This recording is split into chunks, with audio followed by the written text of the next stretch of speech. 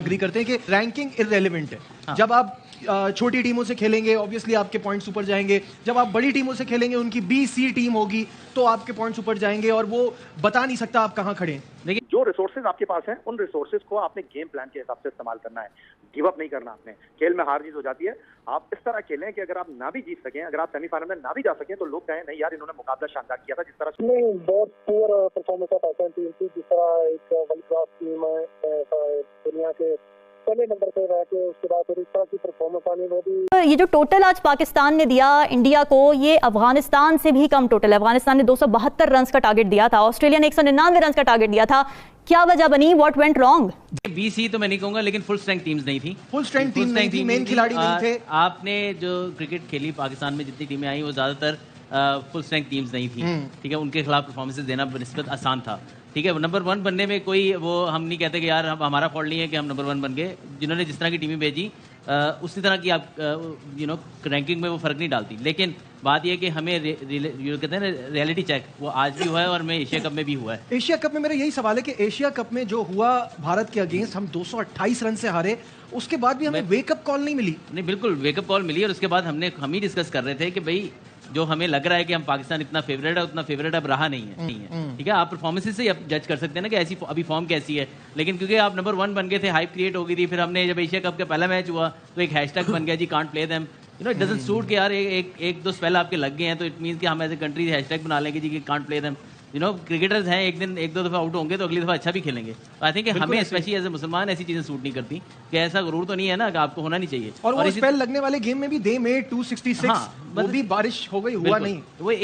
वो समझ बैठे थे कि वो मैच हम जीत जाएंगे। वो मैच भी बड़ा टफ होना था। ये कहना कि जी श्रीलंका में चेज इतना आसान नहीं होता। लेकिन जिस तरह आपने बात की, रियलिटी चेक जरूर हुआ है। हमने एक कामी भाई ने शायद बात की थी कि इंग्लैंड में हम सीरीज खेले थे, वो उनकी बी टीम थी डेफिनेटली। वो उससे भी हम 3-0 हारे थे। ऑस्ट्रेलिया में हमने कोई सीरीज नहीं खेली अवे जाके वनडे की। उसके अलावा हम न्यूजीलैंड में और ऑस्ट्रेलिया में हमने जो T20 सीरीज खेली वो भी हम हारे। तो आई थिंक कि हमें रियलिटी चेक थोड़ा अगर 6 महीने पहले हो जाता तो शायद हम कुछ चेंजेस करते। हम उसी टीम को लेते आए।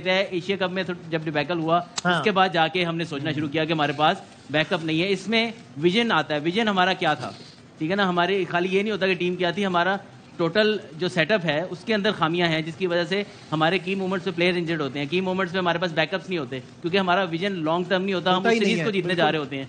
हम अपनी कुर्सी बजाने जा रहे होते हैं बेसिकली। कप्तान अपनी कप्तानी का होता है, कोच अपने कोचिंग का होता है, ठीक है। अगर सिलेक्टर अपनी सिलेक्शन, यहाँ तो चेयरमैन की कुर्सी का नहीं पता। आई थिंक ये हो जाते हैं। नहीं, बहुत सारी चीजें अदर की रिस्पेक्ट अपनी जगह, लेकिन बहुत सारी चीजें इससे तल हकीकत मैं आपको बताऊं।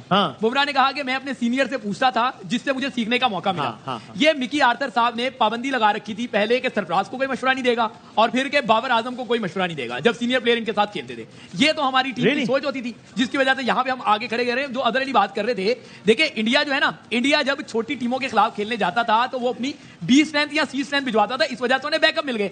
आप बताएं, हॉलैंड गए, अनफिट शाहीन शाह अफरीदी को कौन लेकर गया? आपके कप्तान बाबर आजम लेकर गए। अनफिट थे वो अनफिट थे। एशिया कप में आपने उनको बेंच पे बिठा के रखा। अफगानिस्तान के खिलाफ सीरीज थी तो आपने कहा नहीं जी दोस्तों के साथ हम जाएंगे, हम दोस्तों को लेकर जाएंगे। तो बैकअप प्लान ये कोई एक्सक्यूज नहीं है कि हमारे पास मैच कम थे, वो टीमें बी स्ट्रेंथ आई, सी स्ट्रेंथ आई। जब छोटी टीमें आई तब भी हम लश्कर लेके पूरी चढ़ाई कर दी कि हमने नंबर 1 बनना है, हमारे रैंकिंग में नंबर जो है ना ऊपर चले जाए, टीम रैंकिंग में नंबर 1 हासिल कर दे, करना है ले लें रैंकिंग के नंबर, सही है ना। बड़े मैचेस में यही होगा। ये कोई तुक्का नहीं है, ये नहीं है कि एक गेम की कहानी है। 228 रन की शर्मिंदगी भी हमने ही उठाई है और अभी रीसेंट पास में उठाई। तो कामरान भाई, फिर बात आपकी तरफ आता हूं।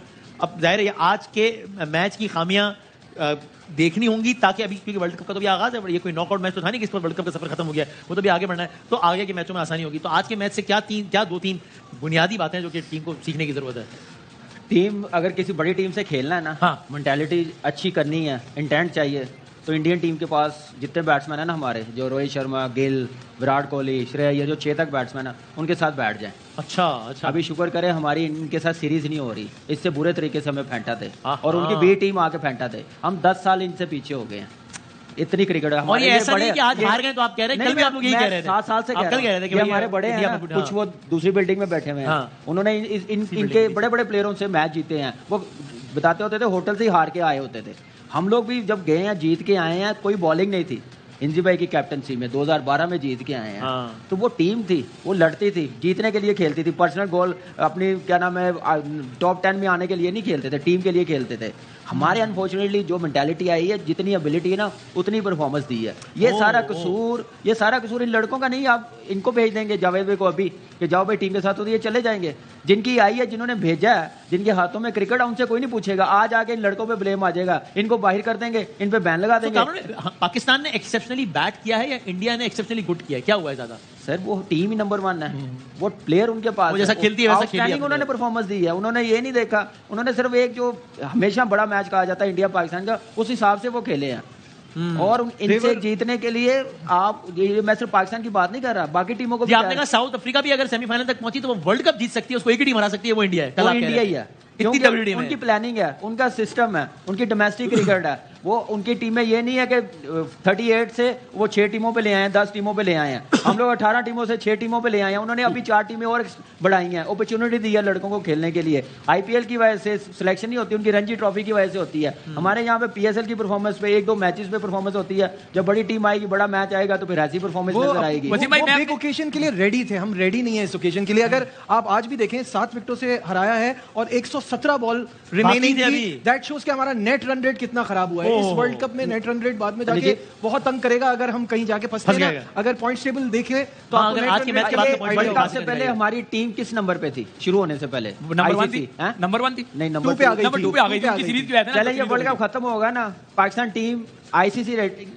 नंबर 4 पे भी आ जाएगी ना, आप समझे आपकी क्रिकेट बेहतर है। देखिए, जिस तरह से तो आगाज़ हुआ उससे तो ये लगा, और मैं बड़ा खुश था, ज़ाहिर सारी कौम खुश होगी, जो हम इंडिया में खेल रहे थे, भारत के खिलाफ खेल रहे थे, जिसको मदर ऑफ ऑल मैचेस कहा जाता है जब पाकिस्तान इंडिया मैदान में होते हैं। तो हर मुल्क के लोग जो भी क्रिकेटिंग लविंग कंट्री हैं, सब उसको फोकस होता है उनका, और बड़ा गौर से देखते हैं इस चीज़ को। और हमारे यहाँ मसला ये था कि हम खेलेंगे तो शायद अंडर प्रेशर होंगे बड़ा शदीद, लेकिन जैसे आगाज़ हुआ उससे लगा कि अब्दुल्ला शफीक ख़ास तौर पे और मामूल हक भी बहुत अच्छा खेले। उनसे लगा ये कि वो बड़े कॉन्फिडेंस के साथ खेल रहे हैं, कोई प्रेशर नहीं है मैच का, और कोई लग ही रहा था नॉर्मल, बिल्कुल इट्स नॉर्मल गेम। कोई वो जिस तरह क्लैश ऑफ टाइटन्स जैसे किस्म की कोई फील नहीं आ रही थी अब्दुल्ला शफीक की खास तौर पर।